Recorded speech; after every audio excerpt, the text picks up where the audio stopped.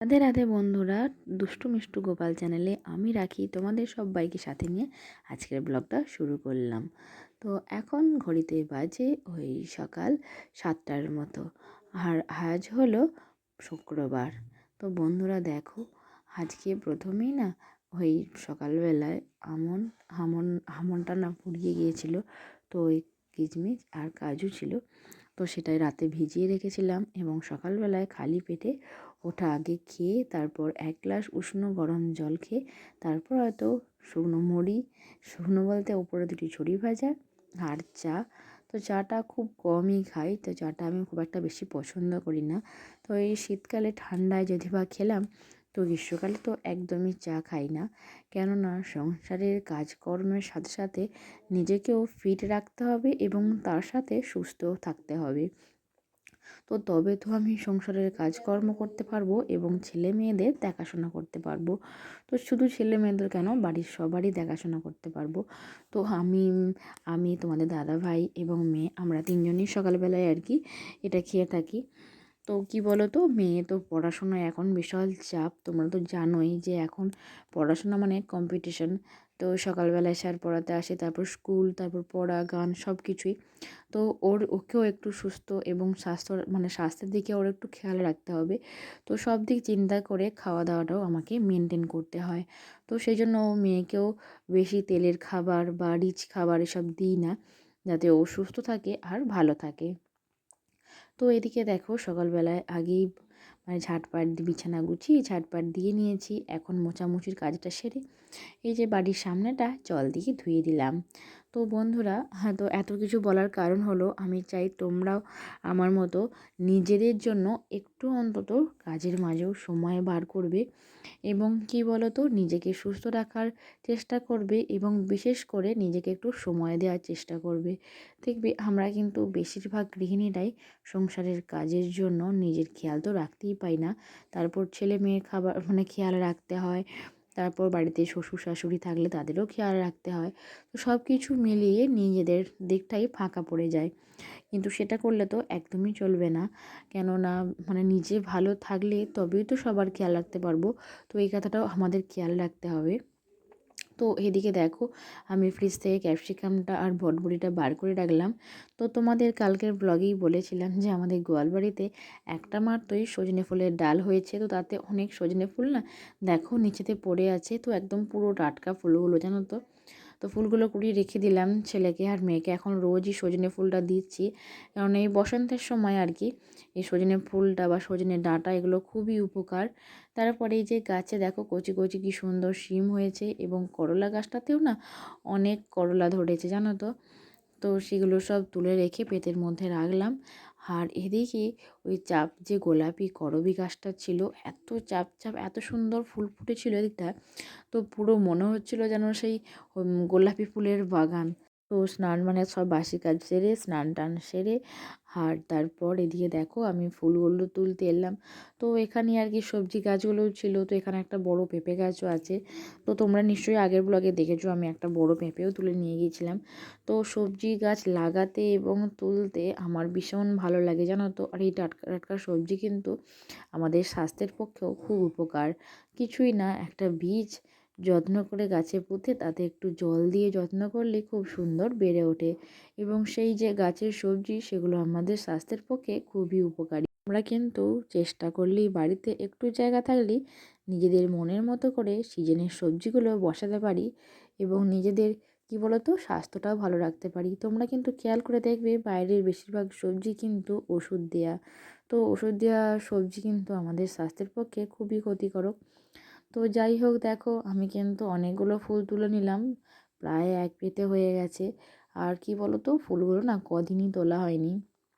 তো বলতে পারো কালকের দিনটাই আর কি, কদিনই বলতে কালকের দিনটাই তোলা হয়নি। তো দেখো আমি কি সুন্দর 1 পেতে ফুল তুলে নিলাম। তারপর এদিকটায় দেখলাম এখনও অনেকগুলো শিম আছে।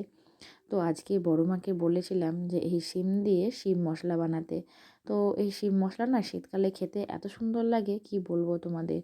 তো এই গোটা গোটা শিমগুলো হালকা করে সেদ্ধ করে নিয়ে আর ওই আদা জিরে লঙ্কা আর টমেটো একটু পেস্ট করে নিয়ে আর শিমটা হালকা করে ভেজে মশলাটা দিয়ে দিলেই রেডি হয়ে যাবে।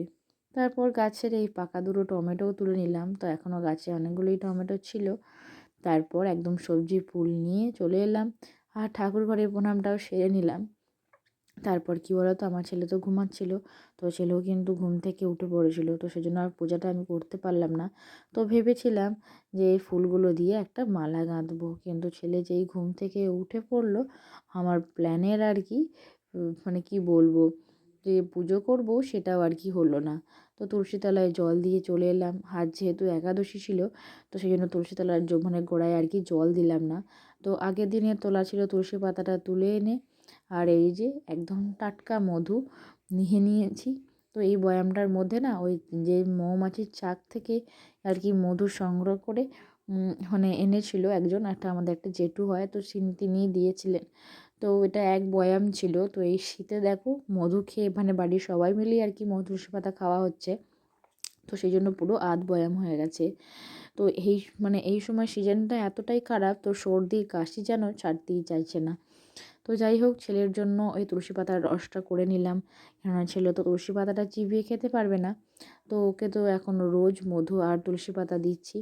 তো দেখো ওই পরিমাণ মতো তুলসী পাতাটা নিয়ে নিলাম রস করে, আর এই যে এখানে আমি নিয়ে নেব 1 চামচ মতো মধু। তো এটা মিক্সড ভালো করে করে নিয়ে তারপর ছেলেকে খাইয়ে দিলাম। তো তোমরা কিন্তু বাড়িতে ছোট ছেলে থাকলে অবশ্যই এটা করে খাওয়াতে পারো, এবং এটা কিন্তু কি বলো তো, এই ঠান্ডার সময় ঠান্ডা লাগাটা অনেকটা কম হবে, সর্দি কাশিটাও বাচ্চাদের কম হবে, আর ওরাও ভালো থাকবে। আর বাচ্চা ভালো থাকলে তো আমাদেরও ভালো লাগবে। আর বিশেষ করে কি বলো তো, বাচ্চাদের শরীর খারাপ হলে আমাদের যেন বেশি চাপ পড়ে যায়, আমাদের তো ভালোই লাগে না। তারপর ছোট ছেলেরা আমাদেরকে একদমই ছাড়তে চায় না, মানে আমাদের মায়েদেরকে একদমই ছাড়তে চায় না। তো সেটা নিশ্চয়ই তোমাদের সাথেও হয়ে থাকবে যাদের বাড়িতে ছোট বাচ্চা আছে। তো এদিকে ছেলের জন্য সবজির ঝোলটা কেটে নিচ্ছি। তো দেখো সজনে ফুল, সিম, বরবটি, ক্যাপসিকাম এই সব রকম সবজি দিয়ে একটা ঝোল বানাবো। তো এটা কিন্তু আমি প্রতিদিনই বানিয়ে থাকি সবজির ঝোলটা বা ডাল। তো প্রতিদিন আলাদা আলাদা সবজি দিই। তারপরে এই যে সব রকম ফলও কেটে নিয়েছি। তো আঙুর, লেবু, আপেল আর সাথে একটা প্রসাদের নাড়ুও নিয়ে নিয়েছি। এদিকে ছেলে আর আমি মিলে সমস্ত ফল খেয়ে নিলাম।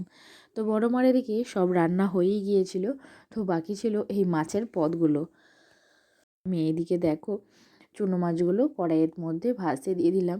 তো তার আগে বড় মা এই যে সব রান্নাগুলো করে নিয়েছে। তো কী কী রান্না হয়েছে সেটা তোমাদের অবশ্যই বলবো। তো চুনো মাছগুলো ভেজে নিয়েছি, আর বড় মাছগুলো কী বলো তো ভেজে রেখে দিলাম। তো এখন যে মাছের যে ঝালটা সেটা বানাবো। তো তার জন্য টমেটো, আদা, লঙ্কা, হলুদ, নুন একবারে পেস্টটা রেডি করে নিয়েছিলাম, এবং তেলের মধ্যে দিয়ে দিলাম। তেলের মধ্যে দিয়ে হালকা একটু ভেজে নিচ্ছি। তো তারপর বেশ মশলাটা ভাজা হয়ে গেলে ওর মধ্যে জল দিয়ে দিয়েছি। তো জলটা এখন ফুটে এসেছে, মানে একটু কমে গেছে আর কি। তো একটু মাড়ি মাড়ি পাড়ে রাখবো। তো এই মাছের যে মাড়িটা থাকে না, ওটা বেশ ভাত দিয়ে খেতে বেশ ভালো লাগে জানো তো। তারপর দেখো ভেজে রাখা মাছগুলো দিয়ে দিলাম। তো একটু মাছের টকও বানাবো। আর এই যে ছোট্টো ছোট্টো মৌরলা মাছগুলো, ওগুলো ভাজা থাকবে। তো লঙ্কা দিয়ে পেঁয়াজ দিয়ে আর কি পেঁয়াজ কুচিয়ে ভাত দিয়ে খাওয়া হবে। তো এটা তো বেশ ভালো লাগে। তো আজকে রান্না হয়েছিলো শিম মশলা, লাউ শাকের পোস্ত, এঁচোড়ের তরকারি, আর ছিল মাছ ভাজা, মাছের টক আর মাছের ঝাল। তো এই ছিল আজকে দুপুরে রান্না। তো খাওয়া দাওয়া সেরে টেনে একটা ঘুম দিয়ে দিয়েছি। তো আজকে দুপুরে বলতে পারো অনেক দিন বাদই ঘুমালাম, কেননা সচরাচর দুপুরে ঘুমোই না।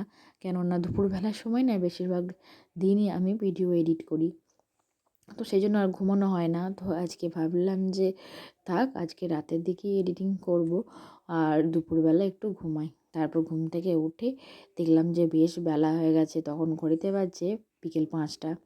তো সেই জন্য তাড়াতাড়ি করে ছেলের জন্য ওই আটাটা মেখে নিচ্ছি। আমার আগের ব্লগে টেস্টি অফ বেঙ্গল থেকে দিদিভাই কমেন্ট করেছে, ভিডিওটা খুব সুন্দর লাগলো বোন।